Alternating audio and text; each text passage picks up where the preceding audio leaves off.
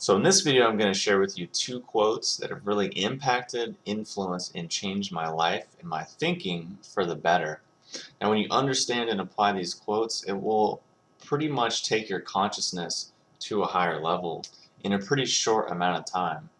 And the benefits of that is that you'll be able to look at situations in your life, whether past, present, or future, see them in a much broader, more flexible, more malleable context, so that then you can maybe have a little more say in your response to the event, have a little more creation in less of a just programmed response. So in the end result of this, more consciousness, more flexibility, more fun. So the first quote is actually a Zen koan, which goes, "Who is the master that makes the grass green?" Now, it's just something you're supposed to just, meditate on and really try to digest. But essentially what it's trying to say and what it's pointing out is the relative nature of things. Meaning, we think we go outside and if you took, 10 people, you'd say, "Hey, is that grass green?"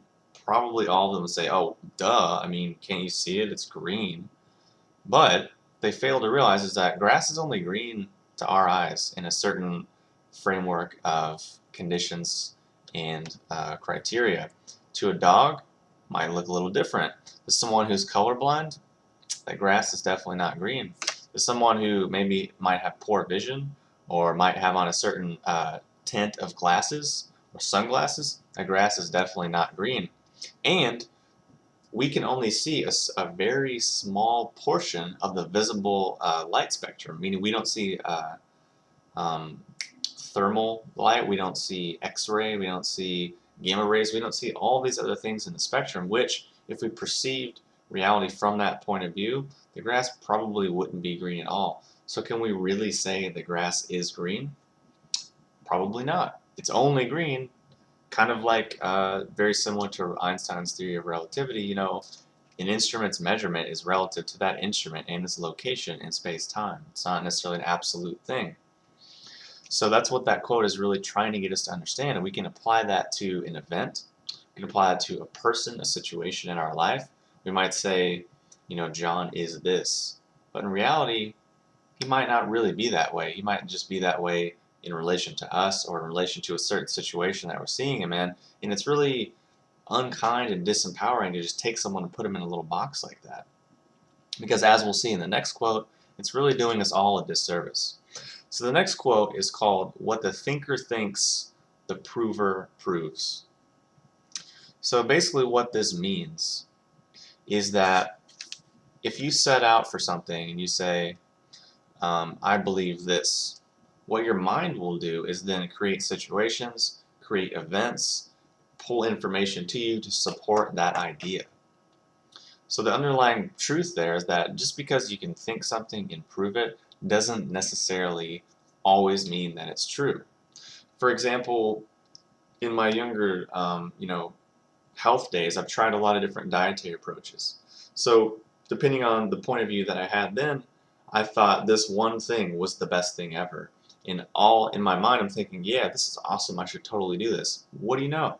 I attract information that supports only that as the best thing and knocks everything else down as being the worst. But then fast forward a few years, things change, and what do you know? That process repeats again. I think, maybe something needs to change. Maybe I should try something else. Oh wait, here comes another thing which says this is the thing, everything else is below it. So it's not that either one of those things is absolutely true. What it's saying is that if we set our mind to something and we think something, we're going to find evidence to prove it. For example, if there's a person that you can do an experiment. You can say, "John is X."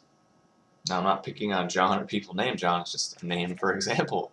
But we can say John is mean, John is closed-minded, John is always grumpy.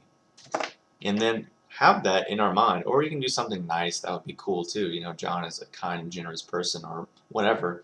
And set your mind to that and really start to think about, yeah, maybe that person really is. And what you'll notice is evidence in your life will start to support that, and even their behavior will start to change. Which you think in your mind, there's people and you probably have a rigid little box that you put them in. And then you're surprised when they respond to you in that way. So how about do the experiment, change the box that you put people in, and then notice how their behavior changes, notice how your relationships change with that person. Another thing you can do is similar to the example that I gave earlier, which, this is that, or vegetarian is the best way to go, paleo is the best way to go, bodybuilding is better than yoga, yoga is better than bodybuilding. You can plug and play with all these different things, and what you'll notice is, depending on how intensely you focus, you'll start to notice all kinds of different support and evidence for whatever opinion that you're taking. So the underlying truth is that a lot more of our life and our experience is taking place here than it is taking place, out here. So again, just to recap these quotes, who is the master who makes the grass green? It's a classic Zen koan.